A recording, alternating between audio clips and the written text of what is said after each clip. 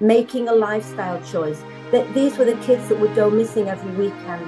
And the abusers would target them because they knew they were vulnerable. Is that the grooming gangs are made up predominantly of Pakistani Muslim men from a lower class within Pakistan. And the job of the police and the criminal justice system is to prosecute those abusers, not to turn a blind eye. Hi everybody, and welcome back to Nick Talks. This episode's amazing guest is Maggie Oliver. Maggie Oliver has been one of the main voices in the UK trying to highlight the issue of child sexual exploitation, and she now runs her own foundation, now she's left Greater Manchester Police, trying to help and support victims of this horrendous crime. We're going to get into this in a minute, but what shocks me most of all is A, this has ever happened, B, this has went on for decades and decades, and 10,000s of girls have been raped and abused. And there's still no public outcry really for this. But we're going to get into that. So first of all, welcome Maggie to the show. Lovely to be here, Nick, and thank you for inviting me on. You're welcome. So let's start with a little bit about you. Who are you? What's happened? How did you get here? Why are you sat in front of me today? How long have you got? Well, I always describe myself as just an ordinary woman. I was married to the love of my life. We met when we were 20. We had 4 children. For a few years, I was a stay-at-home mum. And then as my youngest got to school, I went back to university because I was going to teach. And then for my sins in the final year, I decided, well, if I don't get into teaching, what else could I do? And I don't know why, but I decided to apply to become a police officer with Greater Manchester Police. And to my surprise, I guess, I was 41 years old and I was accepted, posted to Moss Side, which is anybody from Manchester, in those days, in the 1990s, was known as Gunchester. And it was gangs and guns and drugs and, and I thought, what on earth are they sending me here for? I am just this ordinary woman, 4 kids, and actually when I was, I had to do 2 years in uniform, and I came to realise that it was actually an inspired placement for me because I was good with people and I don't judge people. My motto was always do as you would be done by. And I very quickly, I had a lot of difficulties in my probation, in my 2-year probation, with bullying and with antiquated ideas. And I felt that it was going back into the dark ages in many ways. That is another story though, Nick. And I think I've just mentioned, if anybody really wants to know more about my background and the early days of my policing career, you can get my book Survivors on Amazon. Maybe you can share the link in whatever. But I never wanted to be a uniform officer. I always wanted to be working in serious crime and actually child protection. And I did do some time in child protection, but very quickly realised that police become involved mainly with the offenders. My skills are with victims, with vulnerable people, and I went into the police to make a difference, to do good. So immediately out of my probation, my superintendent, who was very wise, he asked me to become involved in a very high profile murder, a gang job. And I did some witness protection work. I then became a family liaison officer working in serious crime, went in CID. But because of my recognised skills, in 2004, unfortunately, my husband was terminally ill. But I was asked to join an investigation looking at that case was looking at children who we knew were being abused by multiple offenders. It's now become known as child sexual exploitation or grooming gangs. And that is what I'm known for.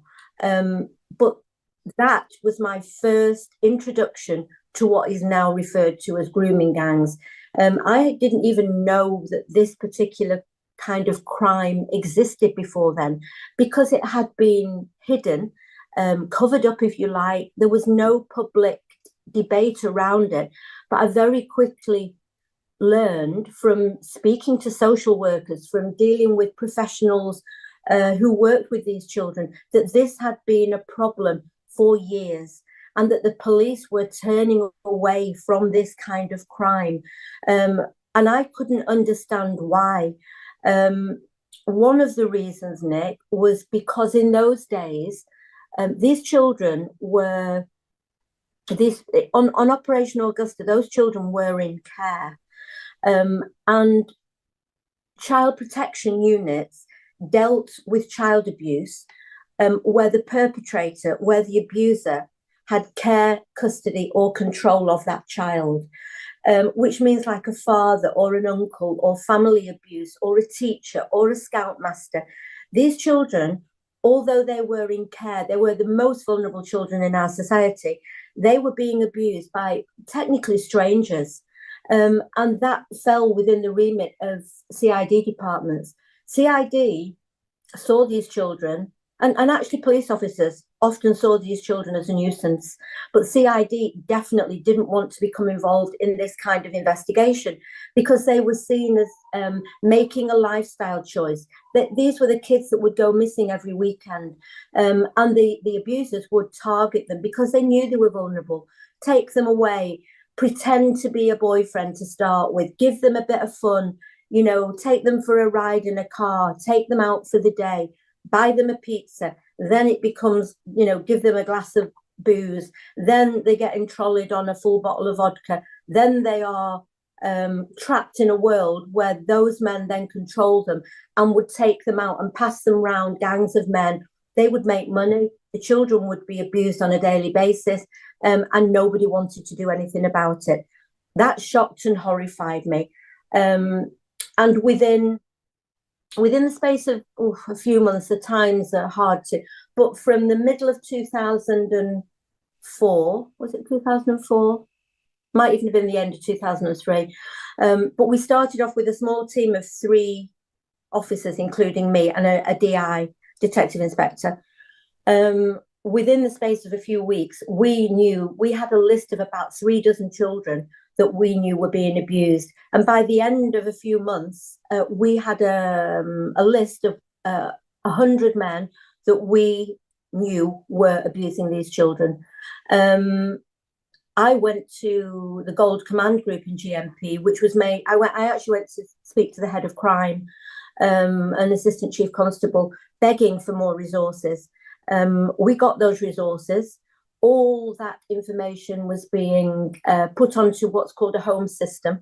It took some months, and in that time, I had to go off work to look after my husband in his final days. When I came back to work, that job had been buried. It had died a death. Nobody had been prosecuted. Those children were left to their own devices.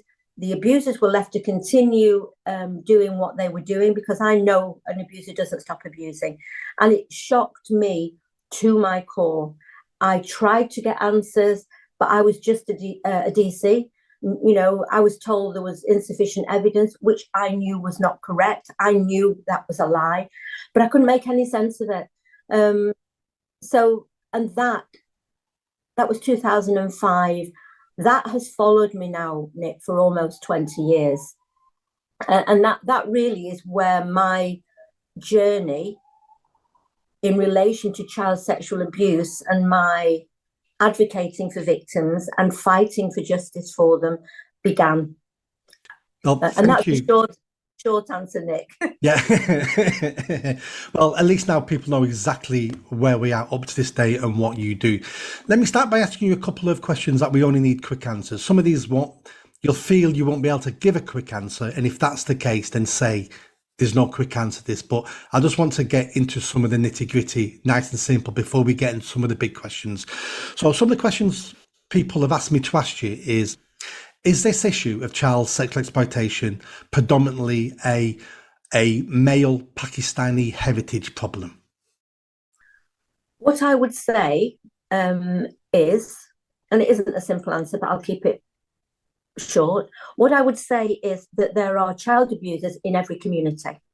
So whether it's a white middle class family, there is abuse in every community, whether it's the Catholic Church, whether it's Harvey Weinstein or Jeffrey Epstein, child abuse will never go away. What I have found in my experience, and I believe 100% to be the truth, is that the grooming gangs are made up predominantly of Pakistani Muslim men from a lower class within Pakistan. There are occasionally, I've come across it, Iranian, Iraq, Afghanistan, but in general, the facts show that that is the makeup of the abuser. I think it's worth mentioning here that strangely or suspiciously, whatever you would like to say, the authorities do not record the ethnicity of the offenders because they know full well that that is the case. You only have to look at all the cases that have now been exposed throughout the country since I started to talk out about it. And the photographs will show the ethnicity of those offenders. This is not me. I am not racist. For me, an abuser needs the law to deal with him. The children that they traditionally abuse are very vulnerable white children. Now, on Augusta, those children were all in care. And I use that word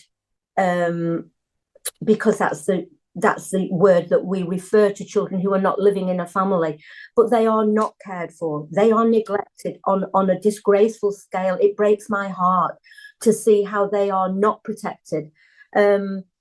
But even the children on my second big case, it was the Rochdale abuse scandal, which, I worked on to bring it into the public arena as program consultant on 3 girls. But in the Rochdale case, those children who were being abused by that grooming gang were not living in care. They were living in their homes, often one-parent families, often very difficult backgrounds. And the children were vulnerable because they were not in a family that would necessarily be capable of fighting that child's corner. So a mum might have had a nervous breakdown. There may be drug addiction in the family. There may be absent fathers. So that made them vulnerable too. And the abusers don't care where they get their victims from, as long as there's not going to be a big fuss kicked up about them from other people around. So they are very clever, very sophisticated, have gone unchecked for decades, and so have developed really advanced and sophisticated ways of trying to avoid detection, prosecution, accountability. But that is not the fault of those children. And as a society, I believe that we have to protect those who need protecting. And the job of the police and the criminal justice system is to prosecute those abusers, not to turn a blind eye. And back in 2008, I now know, I didn't know back then myself, but I now know from something that a former prosecutor, chief prosecutor, made public, is that the government sent out a circular from the Home Office to all police forces in 2008 to say, do not prosecute or do not focus on these crimes, because they were frightened of stirring up racial tension within the communities. So whilst I would say that, yes, in relation to the grooming gangs, I do believe that these children are seen as a commodity. I am not by any means saying that all abusers are from Pakistan. And I'm also saying that there are many people within that community who are good people. I would like to see the community itself stand up against this and be very vocal about that this is not right. That is where I would like to see more from that community itself, if I'm honest. I don't know if I should I won't identify this person, but a very, very, very, very close friend of mine, 30 years ago, used to work in children's homes. And she tells me stories over a 10-year period of her almost every Friday night ringing up the police and saying, Jill has just left the home at 14, got into a car with 3 Asian men, got in a car with 4 white men, got in a van, doesn't matter.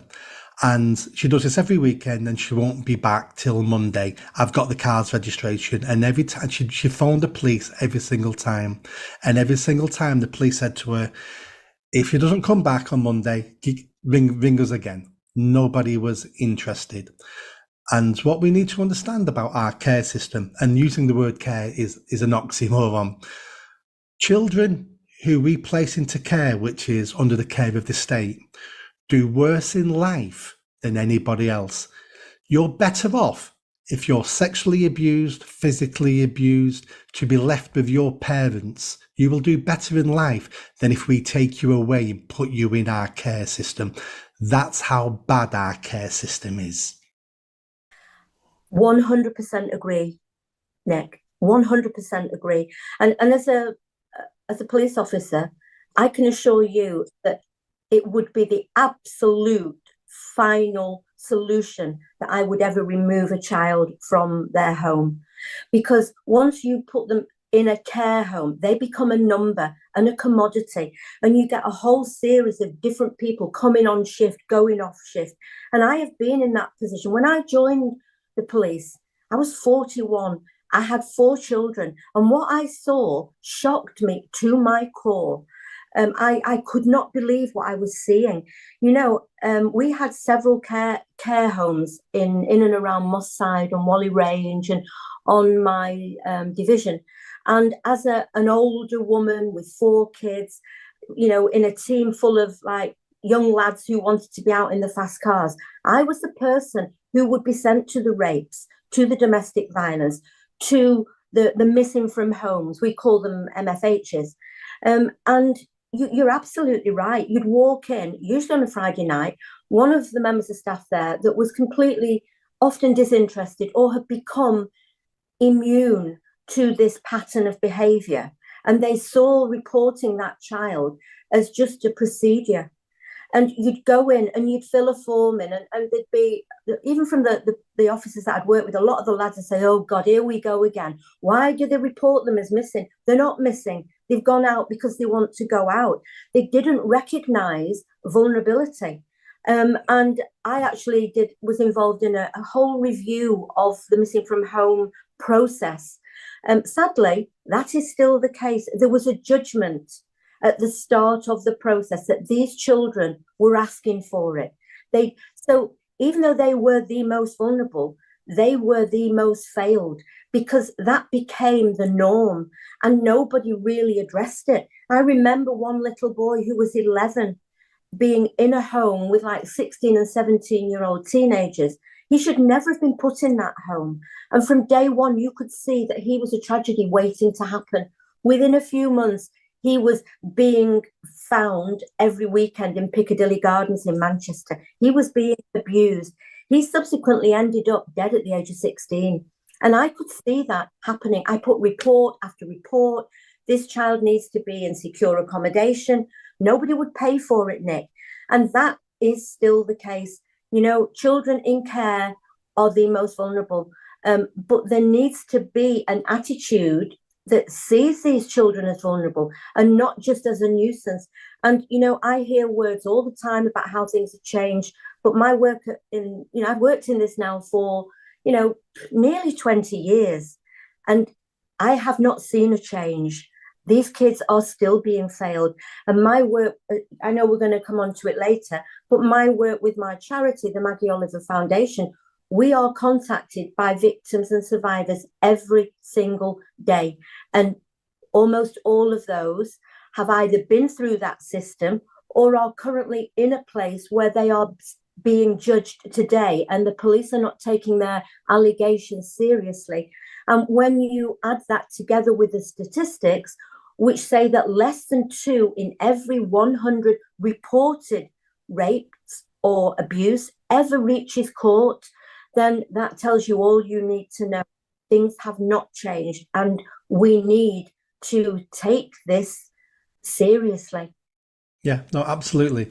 I personally, in my charity, we've stopped about 15 girls being raped and abused and one boy. And the common factor between all those has always been they had no fathers at home. And that is the crux of many of our social problems, is a lack of fathers at home. And what that does to these vulnerable children is it makes them so-called easy meat, because you can abuse that child, you can take advantages of that child and that family because there's no threat of violence from a father. If you mess with a child who has a father at home, you have no idea how that father is going to react. So therefore you look for someone who's easier, less trouble. These children are let down by everybody. It starts with their parents letting them down and their fathers letting them down, and then everybody else just carries on the trend of letting them down. I would agree with that in large part, Nick. But what I would say is that when a family, possibly a single parent family, is struggling and needs help and support, we should be putting that help in at an early stage, but nobody does. And they wait until things have fallen apart, and then they blame often the mum because she can't cope. So we could save, as a society, we could save millions of pounds further down the road if we intervened at the right point and gave help and assistance instead of blame and pushing somebody away. That for me, it needs a new way of dealing with things. It's called prevention and early intervention. Yeah, but it doesn't happen because they turn a blind eye and think, oh, somebody else's problem. Let's not look at it. And, but then it doesn't go away. It just gets worse. And in that delay, which can be years, it can be 20 years, that child will go through the most horrific years of their life. They will be sexually abused. They will be sold for sex. They will feel lost. They will then turn to drink. They often then turn to drugs. They often then themselves become single parents. The cost to them is immeasurable. At the foundation, we are picking up the pieces of those lives 20, 30 years down the road. We've had one lady come to us who was 72. She'd been abused as a teenager. We don't only help victims of grooming gangs. We help any survivor of sexual abuse, any adult survivor. That lady had struggled for 15 years with that, 50 years with that secret. But the trauma and the damage is done for life. So we need to be, I'm an ex-police officer, but for me, I am realistic, but I'm also honest, and I also communicate. And often there is not the evidence to prosecute. I accept that. But that doesn't mean that we shouldn't care, we shouldn't do something, and we shouldn't support. And whether that's the police are the service of last resort for many of these kids, but they are also the opportunity for that child to have a future. And we need to somehow change their thinking so that they see that child as somebody to help, not necessarily as a witness or a commodity to assist a prosecution. If the prosecution isn't possible, it doesn't mean you just discard that child. You look at them as a person and see how they can be helped, but also that is a service to society as well as to that child. And often with trust and communication comes more information and an opportunity to prosecute the abusers. But at the moment, the whole system is just not working. I agree. And a part of the reason, I think, is no one is ever held accountable for failings. Once you work in the public sector, you're almost unsackable unless you do something horrendous and then don't apologise for it. We don't hold people up the chain accountable. We don't say, look at what's happened under your leadership. You're fired. Let's look at the former Chief Constable of Greater Manchester Police. The police goes into special measures under his watch, and it all wasn't down to him. It'd been going on for a long time, but he was the final straw. And he gets to walk away with a gold-plated pension and a handshake. The mayor should have called him to the office and went, you're fired. He still should have got his pension because you pay for your pension. I don't want to be stripping people's pensions away what they've earned, but he should have He should have been sacked, but instead he got a golden handshake and walked away. So that leads me on to my next question, really. Greater Manchester Police, everything that's wrong with it to do with child sex exploitation, are we looking at corruption, or are we looking at incompetence, or are we looking at apathy where no one cares? Or a combination of all three? You know, I constantly talk about accountability. And I would go a lot further than you. I would go much further. What I would say, first of all, is that I see chief constables as political pawns now. They are not independent people running an organisation that they have full control of. They are part of a network that is run from the government, and they do the bidding of the government, really. They are pawns in a game. And in my opinion, and I didn't know this back in 2005. I was so naive. I am not naive anymore. And that lack of naivety now is based on what I have seen. And I firmly believe that the way policing works, somebody is promoted, yeah? And when they go from constable to a sergeant to an inspector, there are exams. Once you start to get to DCI, superintendent, chief superintendent, detective chief superintendent, assistant chief constable, those ranks, you only get through those ranks if you are interviewed and you tick the boxes. I firmly believe that those ranks are to test whether you have got a real conscience and your loyalties lie with your victims, or whether you are able to let go of what you really know is wrong, and instead focus on what is best for the organisation. And so by the time, this is my opinion, by the time somebody reaches the rank of chief constable, they have been tested to the hilt. They've often got 30, 35 years of being brainwashed into a way of thinking that ordinary people don't think like. So you are dealing with a mindset, with a culture that is powerful, that will do anything to protect that organisation, that is defensive in the extreme. It took me 10 years to get them to acknowledge incompetence in the Rochdale case. Thankfully, we've now had that acknowledgement. With Operation Augusta, it took from 2005 to 2020, and me dedicating my life to exposing that corruption, that failure, to get the truth heard. So I think that it is, for me, the way to resolve this is to bring in people with different backgrounds, with different expertise into senior ranks. And I know that there is hostility against that. I firmly believe that you need skills and open-minded attitudes, not people who have been subjected, they're kind of like stuck in the Stockholm syndrome in a way. You know, they're in an echo chamber and they don't see the outside picture. But I also believe that we 100% need accountability for those at the top. And by that, I do mean criminal prosecutions.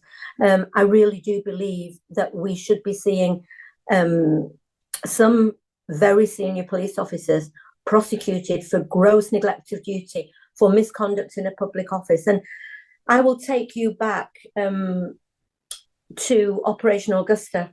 Is this a good place to talk about the Andy Burnham's review, the mayor's? Let's talk about Andy Burnham and the report he published in 2020. So yeah, tell me about that. Well, I think it's important to say that after I resigned at the end of 2012, I constantly spoke out about the failures. I was like a broken record. I did a file on 4 about Rochdale, because that's why I resigned, because I saw a repeat of what I'd seen in Augusta on Operation Span, which was the Rochdale grooming scandal, as it's come to be known. And I resigned, but I had never forgotten Operation Augusta. So in every interview I did, I would refer to Augusta and I would refer to Operation Span. I did file on 4. That led to me being involved, being at the centre of the drama 3 Girls, where I worked for 4 years on that programme. 4 years? That's what. So Yeah, that three-part series took 4 years. yeah. I mean, it wouldn't. Yeah, it wouldn't have happened without me. I went out and I recruited on behalf of the drama team all the people that were part of that story. And whilst I would say that it's done a fantastic job of explaining grooming, it did not go, in my opinion, nearly far enough in how they depicted the failures of the police, of the CPS, of the criminal justice system. The BBC will only go so far. So there's a lot of things in there that don't go far enough, and actually that are not true. But the overall picture it gave opened up the debate in a way that it never had been before.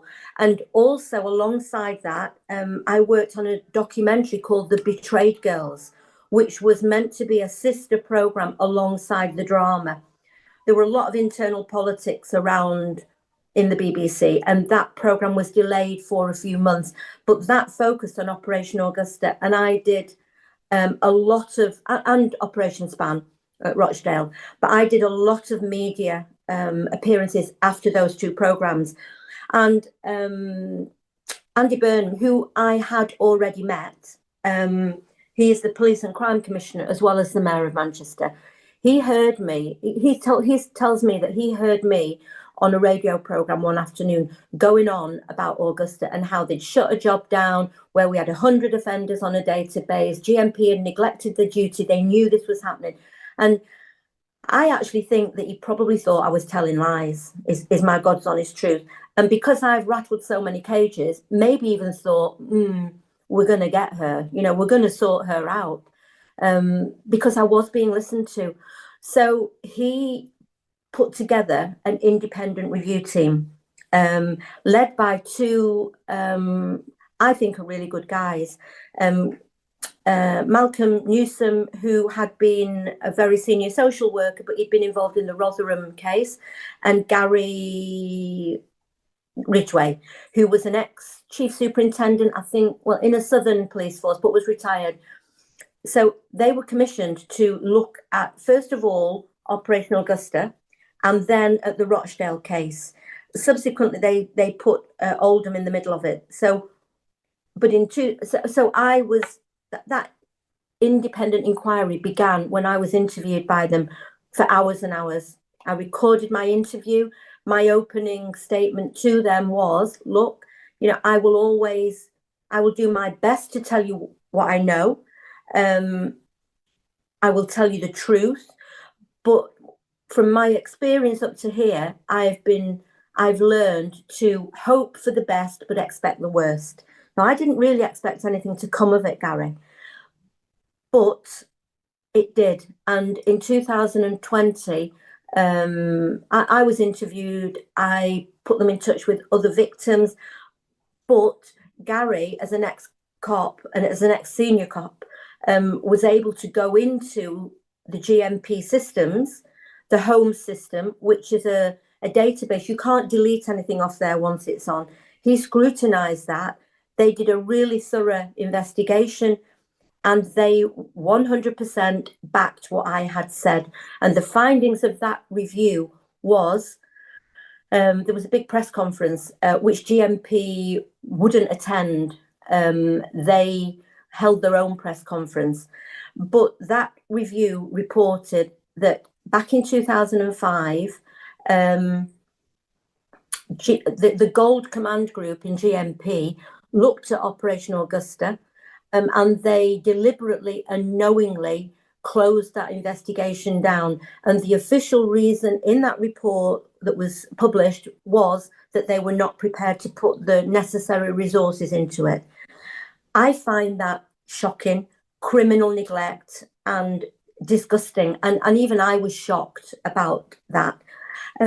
But that 5 senior officers, I think it was 4 or 5, whose names I know, but I won't say here, were then referred to the IOPC. And I cooperated with that inquiry as well. That's the Independent Office for Police Conduct.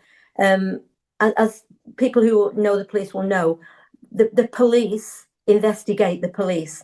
And I see the IOPC as another internal network that, they become best buddies with the people that they're investigating. And you never end up with any kind of accountability at the end of it. But they reported in last year, I think it was, after another 2-year inquiry. So bear in mind now we've had 6 years of an independent inquiry. Whilst they published and acknowledged the veracity of Burnham's independent review, they said that the 5 officers who were named as being present, 4 of them present in that meeting where the decision was made, all refused to be interviewed. And in the absence of their testimony, they were unable to take any further action. So those officers made a decision to abandon those children, allow those abusers to go free, continued to abuse for another 15 years. GMP have now been forced to reopen that original investigation, renamed it Operation Green Jacket, but nobody will be held to account. And for me, that is wrong. And we have to change the law to ensure that that can't happen. I would be saying, well, if none of them will say who made that decision, then they should all be charged with neglect of duty. A bit like in a murder trial, when you get a conspiracy, if you get 2 guys who, one of them has murdered somebody and they will not speak, they both get charged with murder. It's joint enterprise. So that's why I have no faith in the system. I hear that, everything that's going on in the Met right now. I hear the commissioner there making all these statements, and I know that at the end of the day, they are above the law in many respects. And I would like to see that change. I would like to see a senior officer held to account in a court of law.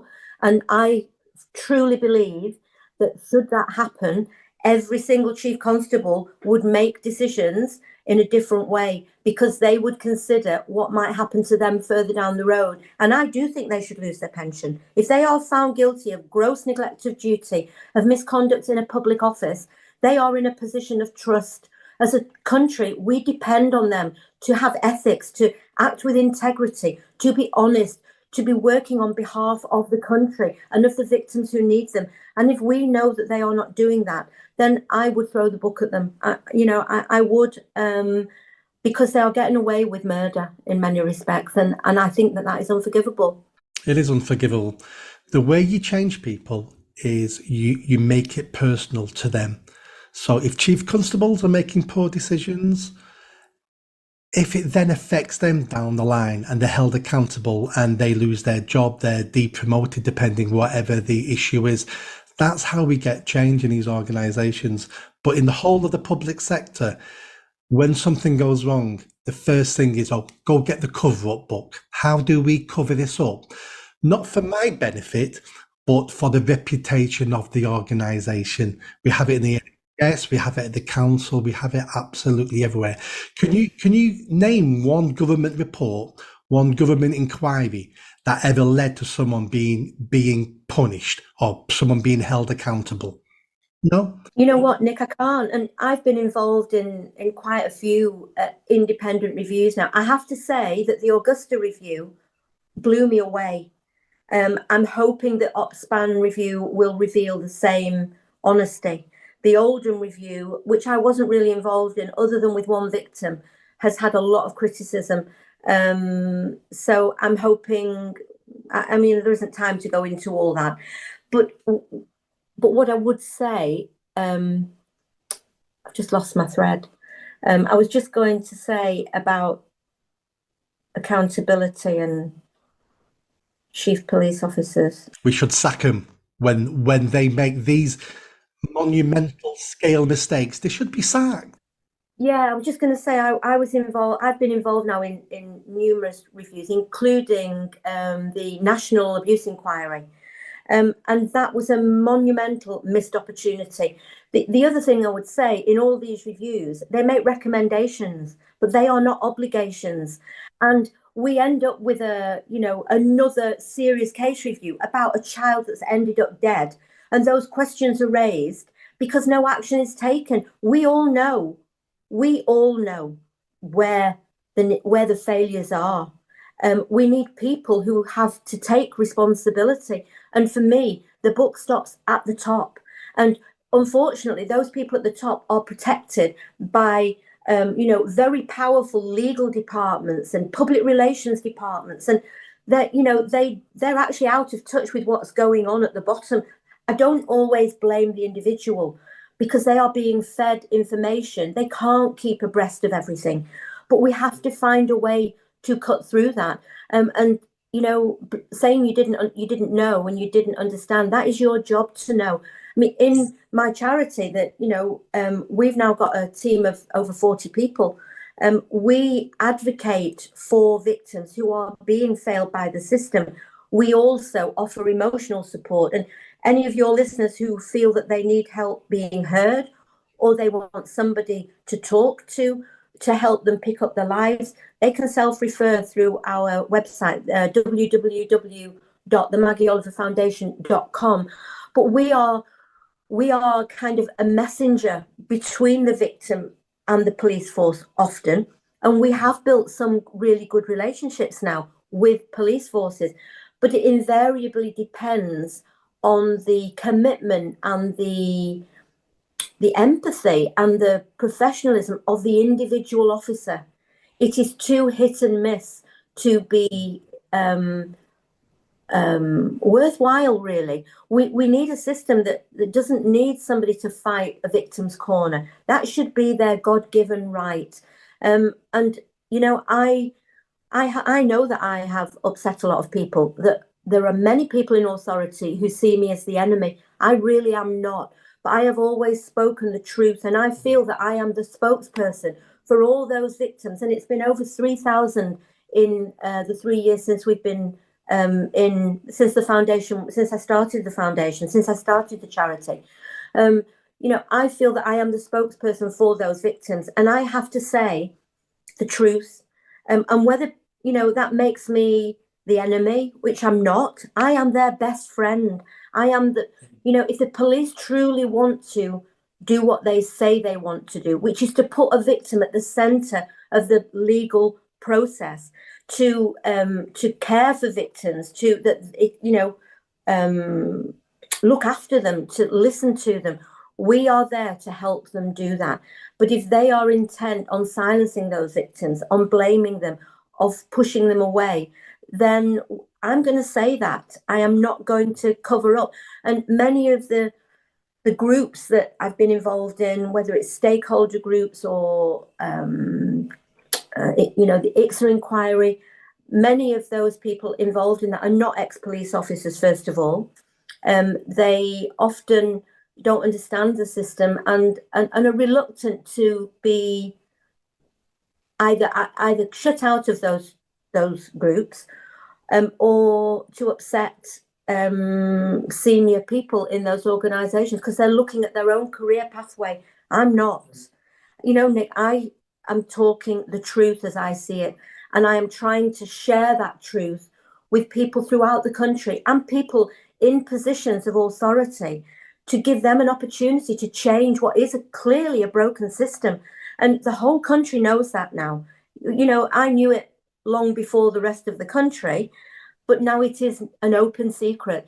And, tinkering around the edges will not put it right.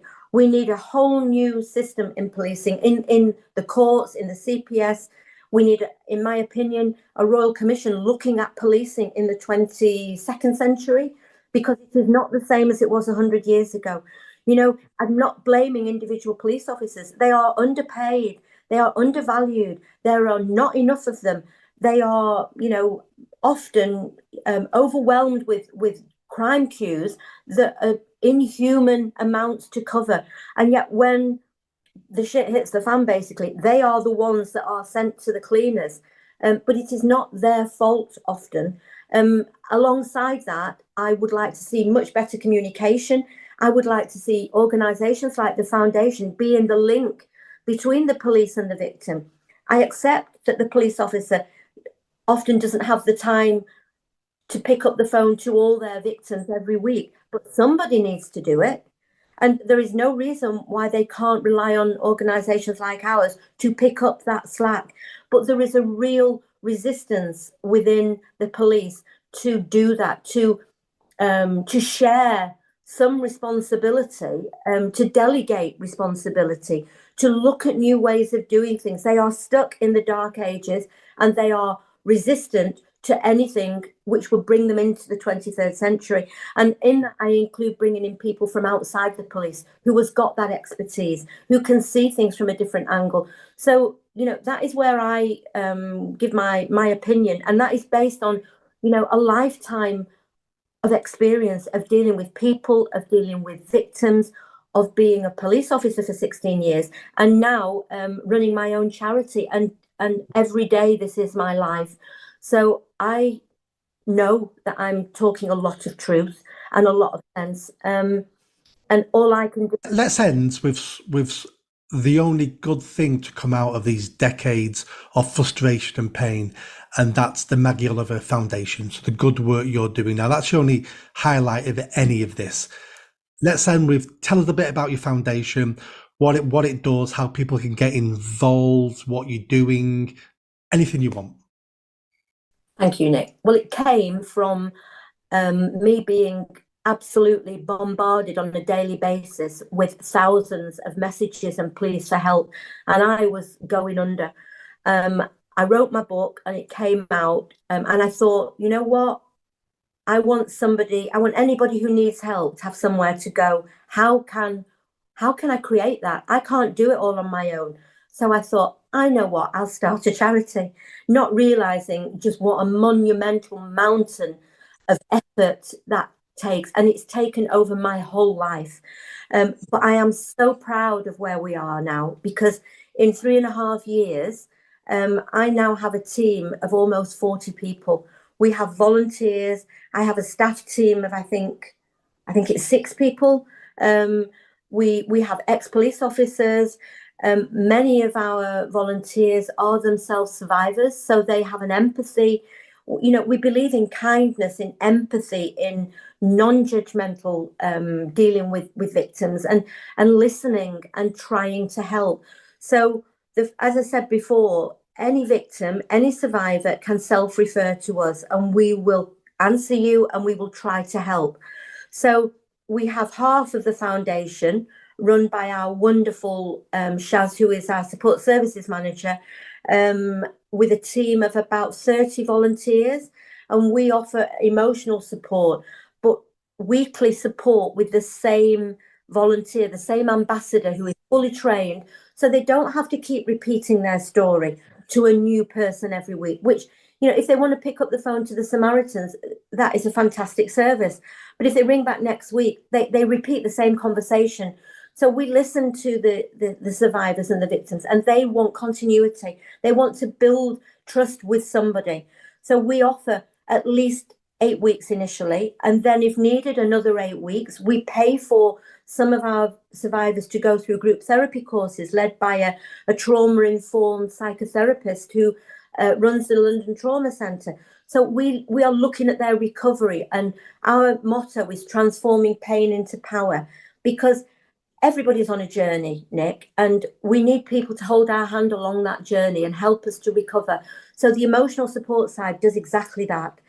On the other side, we run a legal advocacy service. So if somebody comes to us who is being abused, has been abused, has approached the police or wants to approach the police and is unhappy with the service they have received, they come to us and we will listen to them and we will advise them as ex-police officers in what the process is. So whether we advocate for them and go to that police force and say, look, this case we believe warrants investigation, or they've not been communicated with, or we advise the victim, they can put in a victim's right to review, they can seek CICA compensation, they can go to the IOPC.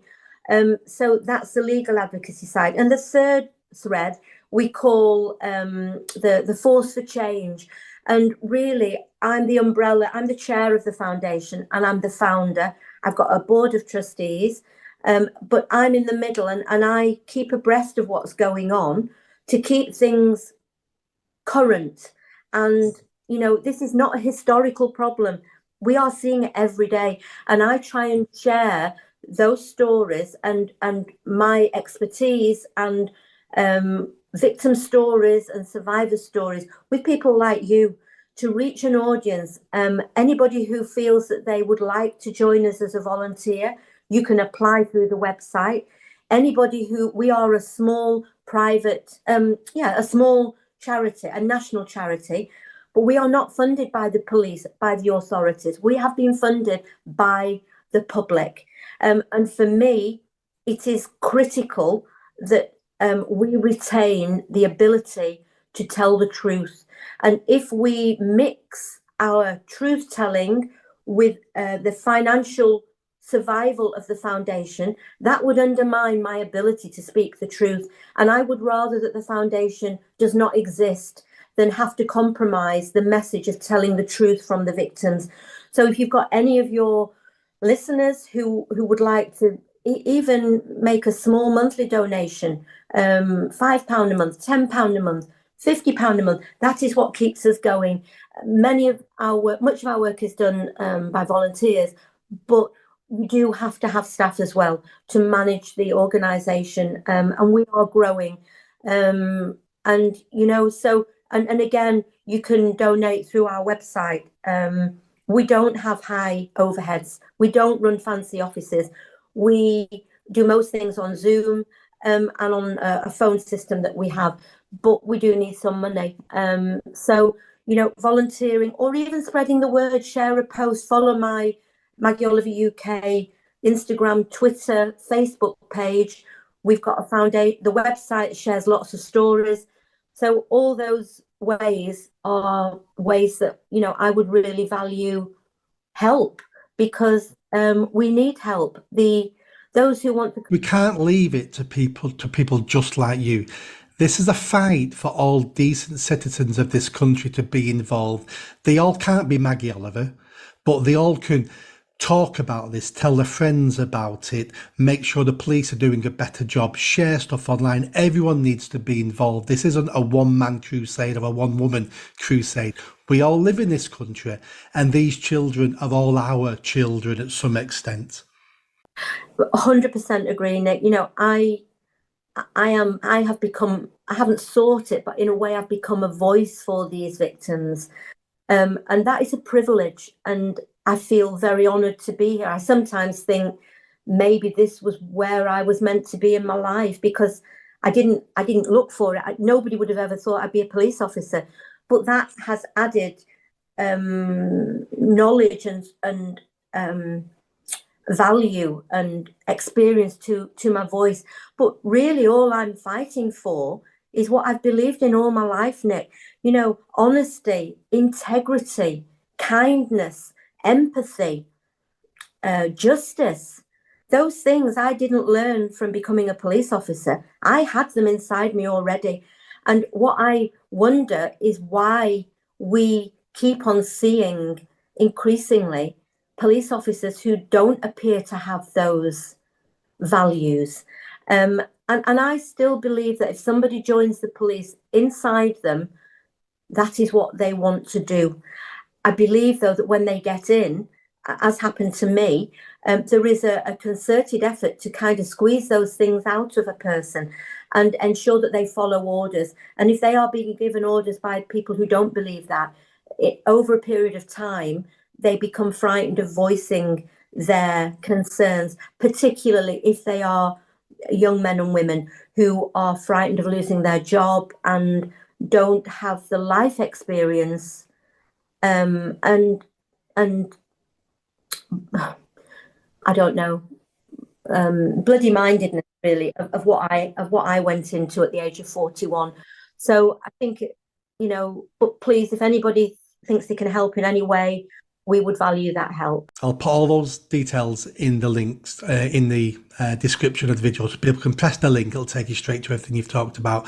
Two final points. The first point is, part of the problem with the police is they've lowered their recruitment standards so much over the last 20, 30, 40 years. that they will almost employ anybody now. And we see that on a weekly basis by police officers being arrested for fraud, for theft, for sexual assault, for murder. We've lowered the bar so much to get probably diversity, more different voices into the police. Well, the police have one job, is to protect society. And finally, my last point will be the worst incident I had with Greater Manchester Police was in 2015. My charity was working on the streets in Manchester city centre in a well-known area for male prostitution. And we came across someone who looked young. Turned out he was 14. And we went, he looks younger than 18. So we phoned the police to say there's a safeguarding issue here. We've got this young lad, he's in a prostitution area, he's got men round him, like flies round excrement. And we phoned up the police on 999, and the police call handler said to us, so you're reporting a rent boy in the gay area. What do you want to do about a rent boy? And we had to say to the call handler, first of all, put your supervisor on. And secondly, you used the term yourself, boy.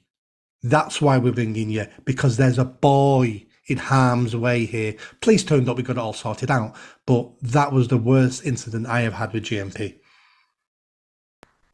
And it's, many of the victims who come to us have had similar experiences. And, I could go into dozens. I think what I would say is that you're quite right that there are people joining the police now who are not prepared and not right for the role. But I would link that I'd go back to, reducing the number of police and bringing in PCSOs. A PCSO is not a police officer. Salaries are very low. Why would you put yourself through something like being a police officer when you can more or less get that for being a manager in McDonald's? Even when I joined, it was a career for life. You had a good pension. People, used to get housing allowance. You used to get dental treatment. You were a respected member of the community. You knew your community. Now you are a commodity. And, they're being used and abused as a police officer. They're not being valued. The training is insufficient. The experienced cops that I'm still in contact, I'm still friends with many ex-colleagues. They can't wait to get out because they are undervalued, they are underpaid, they are under-resourced, they are pedaling backwards, and it's the leadership that needs to step up and fight for those decent people who have joined the police. They need to be going to the Home Office saying, we need money, not pretending that everything is now better. When I hear another senior officer saying, things have changed, this was in the past, this is historical, it's bullshit. And for me, a chief constable should be shouting that from the rooftops, not doing the bidding of somebody who's looking at a budget. Money should not be the issue when choosing to properly support public services. And I know we're talking about the police, but our country is on its knees. We've got the NHS not fit for purpose. We've got the police, not doing the job. We've got the CPS understaffed. We've got courts falling apart with no police officers at police stations. We've got teachers now on strike. Our country, when I was born, was strong and proud, and it's inadequate leadership that has led to where we are. And I'm not a party political person, and I lay this at the door of all political parties. And I want to see somebody come in who will take a grip and actually do what this country needs. A monumental task, because it's gone so low that there are crises in every public service. But somebody's got to do it, or we're going to end up as a third world country. So that's my sermon for today. Let's end with something we both agree on, which is we both are calling for a royal commission into policing for the modern age because they're not fit for purpose. Me and you are huge supporters of the police and we want them to be successful, but we need a royal commission. So let's end on that. Maggie, thank you so much for coming on my podcast. It's been great talking to you. And anything I can ever do for you, just ask. My pleasure. Thanks, Nick. Thanks for speaking to me. Send me the link when you've got it and I will share it. Will do. Thank you. Bye bye. Thanks, Nick. Bye bye.